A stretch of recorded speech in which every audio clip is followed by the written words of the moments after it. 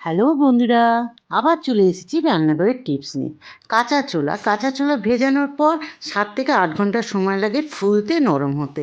যদি কোনো সময় ভুলে যান তাহলে 1 ঘন্টা গরম জলের মধ্যে ভিজিয়ে রাখলে কোনো রকম, দেখুন আমি রাত্রিবেলা আর এই 1 ঘন্টা আগে ভিজিয়েছি, কোনো পার্থক্য নেই, ছোলা দুটোই সমান লাগছে।